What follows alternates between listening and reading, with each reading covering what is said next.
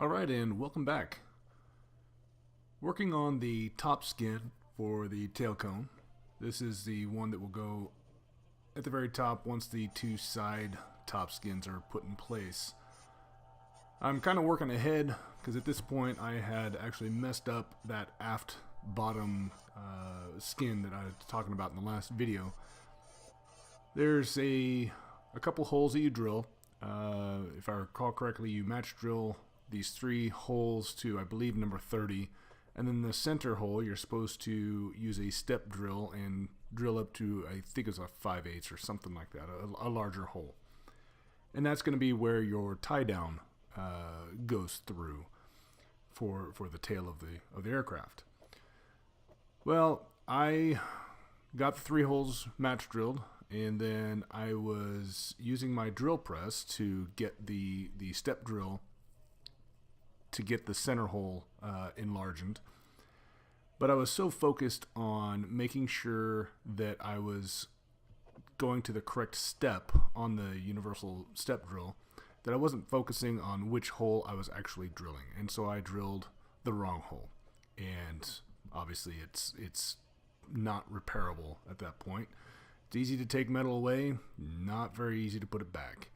So had to order a new piece from Vans, and being that I live in Arizona, it usually takes anywhere from 4 to 6 days to get parts when I order them. So I had some time on my hands, and I decided to continue on to other parts of the project. So here I'm, like I said, working on the top skin. Using the flat vice grips to break the side or the edge of the skin to where it overlaps the side skin. As I've discussed in the previous videos, I've tried to use the roller tool, the vice grip with the rollers on it, and I just don't like the results I get from that.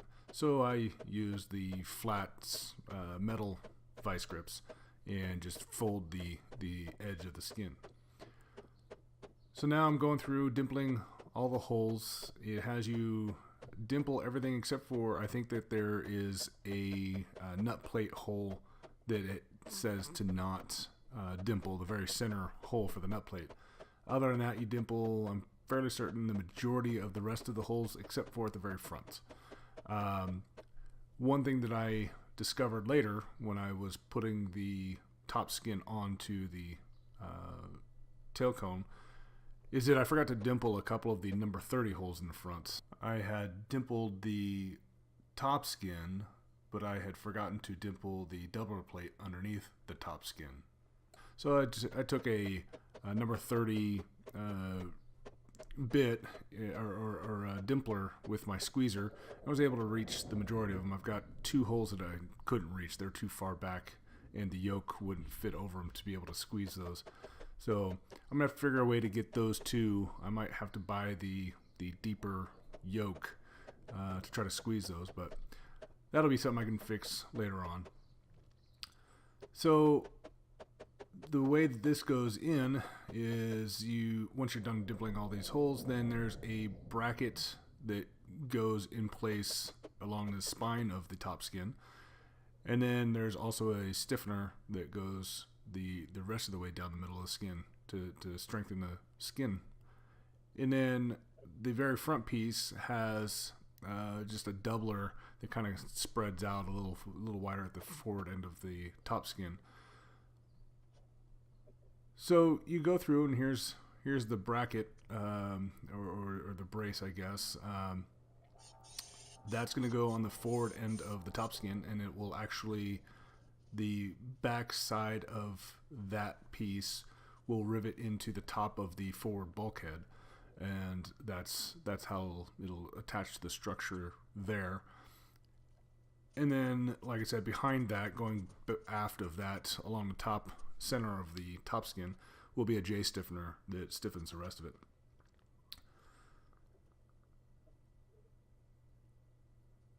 Now going through, I've got all of the pieces ready for the aft deck assembly. They're all primed, ready to go. I'm finishing up the top skin reinforcement here. And I decided to use the back riveting method it just seems a lot easier, and it makes it a cleaner look, in my opinion, than trying to use the rivet gun and a bucking bar, and can't get it with a squeezer. So this is the easiest way to go about it. So again, when you're using the back riveting, you really have to pay attention to where your back rivet plate is. I've had once or twice where I accidentally went over the edge of it, and it'll crease your material pretty easily. I was fortunate that when I had done it in the past, I recognized it really quickly, so I didn't do too much damage to the material I was working with.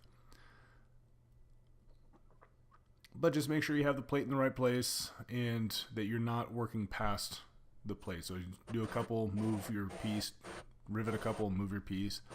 And then this, because of the frame, I had to get the longer riveting piece, and worked out just fine. Just couldn't get the rivet gun itself in there with my normal rivet piece. So now I'm working on the front plate. This is the one that I mentioned I had failed to dimple the plate. I dimpled the skins, but I did not dimple the plate. And so once I installed the skin onto the aircraft, onto the tailcone, that's when I recognized that I'd missed that, and then ended up being able to reach all but 2 of them with a squeezer. So anyway, I'm going to go ahead and let this video run out here. This is a fairly short video. As I said before, in the process of finishing up the tailcone as I'm editing this and awaiting my wings to arrive in the next couple weeks. So we'll keep you posted. Thanks for watching.